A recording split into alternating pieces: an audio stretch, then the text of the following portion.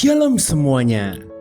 Dalam video ini, kita akan mengetahui tanda-tanda akan kedatangan Yesus untuk yang kedua kalinya, di mana Tuhan Yesus sendiri dengan tubuh yang sama seperti waktu dia terangkat ke surga dulu, akan datang kembali ke dunia ini dengan penuh kemuliaan untuk menyelamatkan kita dan semua orang yang telah percaya kepadanya secara sempurna.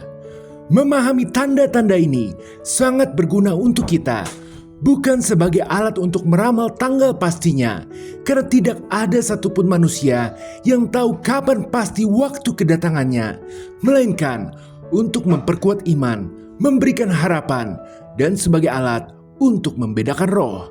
Oleh karena itu, inilah tanda waspada pertama, menurunnya moral dan etika. Matius 24 ayat 12 tertulis, "Dan karena makin bertambahnya kedurhakaan, maka kasih kebanyakan orang akan menjadi dingin." Salah satu tragedi besar di akhir zaman adalah ketika seseorang yang sebelumnya pernah mengenal Tuhan dengan penuh semangat, bahkan melayaninya dengan setia, perlahan berubah. Sifat dan perilakunya tidak lagi mencerminkan iman, tetapi terjerat dalam keduniawian. Inilah yang dimaksud dengan kedurhakaan, yakni meningkatnya dosa, pelanggaran, dan pemberontakan terhadap kebenaran Tuhan. Kedurhakaan ini mengakibatkan kasih menjadi dingin, yaitu hati yang dulunya penuh cinta kasih, kini menjadi beku dan tidak lagi peka terhadap nilai-nilai kebenaran. Di akhir zaman, fenomena ini semakin nyata. Banyak orang kehilangan moral dan etika, mengabaikan ajaran Tuhan, serta hidup hanya untuk kepentingan diri sendiri. Kasih yang memudar ini adalah tanda bahwa dunia sedang menuju penggenapan nubuat firman Tuhan.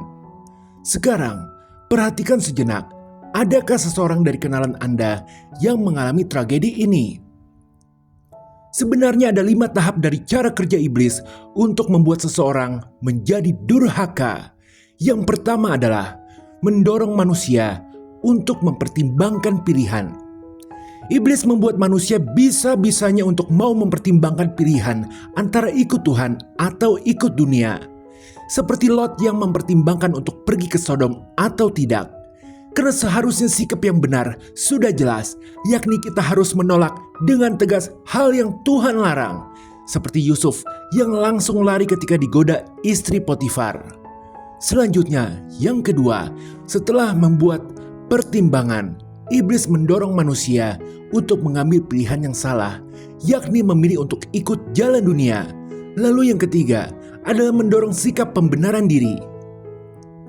Sikap ini biasa ditandai dengan ucapan seperti, jangan terlalu fanatik, tidak apa-apa bergaul dengan orang yang salah, yang penting hati percaya dengan Yesus, atau nantilah urusan Tuhannya karena masih belum siap, dan lain sebagainya. Kemudian yang keempat adalah mulai mengikatnya dengan banyak kutuk, di mana dengan memanfaatkan natur kedagingan manusia seperti keegoisan, keserakahan, dan lain-lain, iblis akan berusaha membuat orang itu melakukan banyak lagi kesalahan yang mengakibatkan kutuk banyak mengikat dia. Sehingga masa depan orang tersebut penuh dengan bencana. Dan yang terakhir adalah kepahitan, di mana ketika orang tersebut sudah menuai bencana dari apa yang diperbuat, orang itu akan mengalami kepahitan dan hampir sepenuhnya menjadi milik iblis dalam kerajaan dunianya. Waspadalah selalu, karena kasih yang menjadi dingin akan membuat orang tidak lagi mempunyai moral dan etika. Akan tetapi, sebagai umat percaya, kita dipanggil untuk tetap berjaga-jaga dan menjaga hati agar tidak terpengaruh oleh arus dunia ini.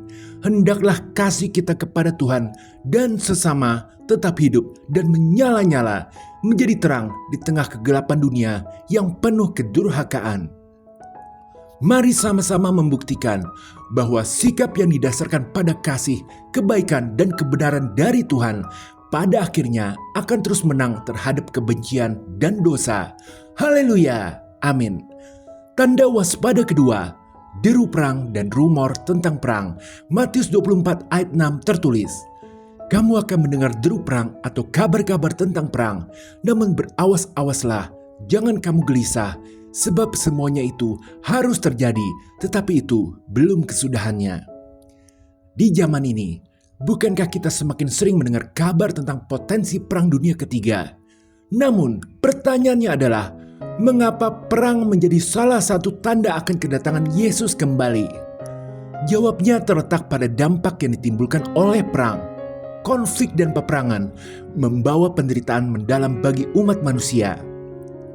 Kehancuran yang terjadi membuat hati manusia menjadi rindu akan kedatangan Sang Juru Selamat, Raja di atas segala raja, Tuhan Yesus Kristus. Kedatangannya akan membawa keadilan yang abadi, damai yang sempurna, dan pembaruan bagi dunia ini. Saat itu, sesuai dengan nubuatan Yesaya 2 ayat 4, bangsa-bangsa tidak lagi akan mengangkat pedang terhadap bangsa lain dan tidak ada lagi yang akan belajar perang. Oleh karena itu, marilah kita terus berjaga-jaga, mengarahkan hati dan iman kita kepada Tuhan, sebab kedatangannya adalah harapan yang membawa damai dan sukacita di dalam hidup ini. Haleluya, amin. Tanda waspada ketiga, kelaparan dan gempa bumi. Matius 24 ayat 7b, akan ada kelaparan dan gempa bumi di berbagai tempat. Dewasa kita semakin sering melihat berita tentang kondisi alam di bumi ini yang semakin tidak baik-baik saja.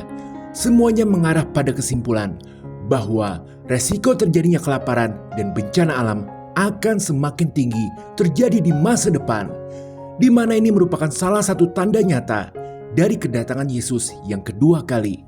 Ibarat kata, seperti rumah yang berantakan tak terurus ketika penghuninya sedang mengalami masalah yang serius. Demikian, bumi ini yang semakin tidak baik diakibatkan oleh efek dosa yang dilakukan oleh para penghuninya, yaitu manusia. Sekarang, meskipun bencana ini dinubuatkan harus terjadi, tetapi bagi kita, anak Tuhan, kita percaya bahwa segala sesuatu tetap berada di bawah kendali tangan Tuhan. Tugas kita adalah fokus pada saat ini, mengerjakan apa kata Roh Kudus yang selalu bekerja 24 jam tanpa henti untuk menyempurnakan kita.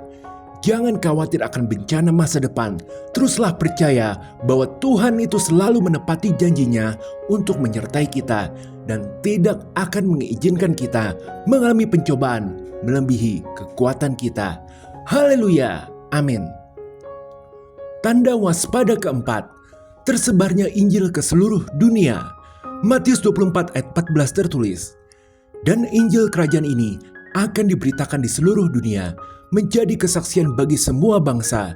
Sesudah itu, barulah tiba kesudahannya. Salah satu tanda penting dari akhir zaman adalah tersebarnya Injil ke seluruh penjuru dunia. Setiap kali ada hati yang terbuka dan menerima kabar baik tentang keselamatan, kita semakin mendekat pada penggenapan janji Tuhan, yaitu kedatangan Yesus Kristus kembali ke dunia ini. Kesadaran ini hendaknya menjadi motivasi bagi kita untuk aktif mengambil bagian dalam misi penyebaran Injil. Jadilah saluran kasih Tuhan kepada mereka yang terluka, tersesat, dan kehilangan harapan.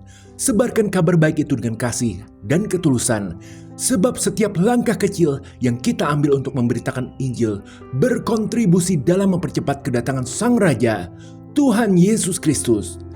Tugas ini adalah panggilan mulia bagi setiap orang percaya. Melalui pemberitaan Injil, kita menjadi saksi tentang kebenaran Kristus. Kita menjadi alat Tuhan untuk membangun kerajaannya di bumi. Marilah kita tetap bersemangat, peka terhadap kebutuhan rohani orang lain, dan setia dalam menjalankan amanat agungnya. Sebab pada akhirnya, Injil yang diberitakan ke seluruh dunia akan mempersiapkan jalan bagi kedatangannya yang mulia. Haleluya, amin. Tanda waspada kelima, munculnya nabi-nabi palsu yang menyesatkan. Matius 24 ayat 24 tertulis, sebab Mesias-Mesias palsu dan nabi-nabi palsu akan muncul, dan mereka akan mengadakan tanda-tanda yang dahsyat dan mujizat-mujizat, sehingga sekiranya mungkin mereka menyesatkan orang-orang pilihan juga. Iblis sejak semula suka menyesatkan, dan kata Yesus menjelang kedatangannya kembali, cara iblis untuk menyesatkan akan semakin dahsyat. Iblis dapat memakai orang lain untuk menyesatkan orang-orang pilihan, yakni sesama orang Kristen, dalam wujud nabi-nabi palsu.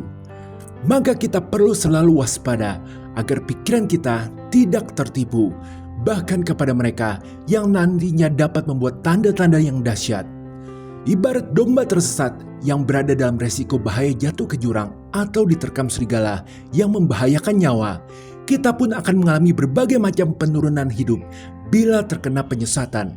Oleh karena itu, kemampuan untuk dapat membedakan mana yang benar dan salah sangat penting kita kembangkan.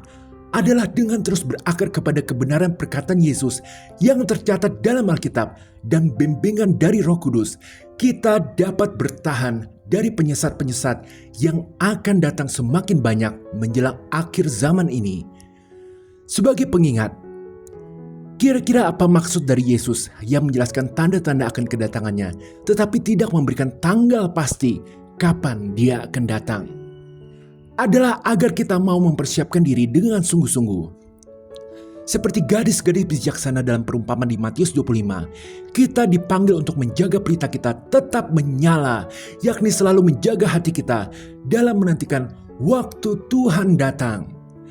Tahukah Anda bahwa ramalan atau nubuatan akan kedatangan Yesus yang pertama sudah disampaikan ribuan tahun sebelumnya, yakni dalam Perjanjian Lama, dan hasilnya akurat. Demikian juga tanda akan kedatangan Yesus kembali pasti juga akan akurat. Biarlah kita terus menyadari bahwa kehandalan firman Tuhan itu telah teruji oleh waktu.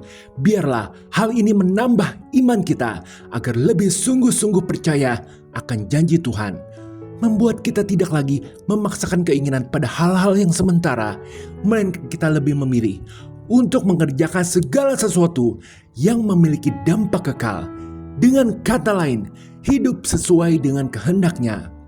2 Petrus 3 ayat 10 tertulis, "Tetapi hari Tuhan akan tiba seperti pencuri.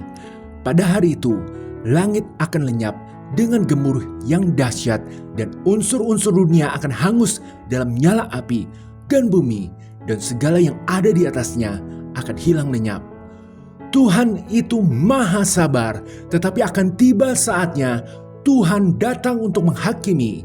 Inilah hari ketika Yesus datang untuk mengangkat gerejanya, yakni kita, untuk bertemu dengannya kembali. Inilah hari di mana setiap air mata akan dihapus, segala kesedihan akan berakhir. Haleluya! Amin. Jika berkenan berikan like, share, subscribe, serta komen. Tuhan Yesus memberkati.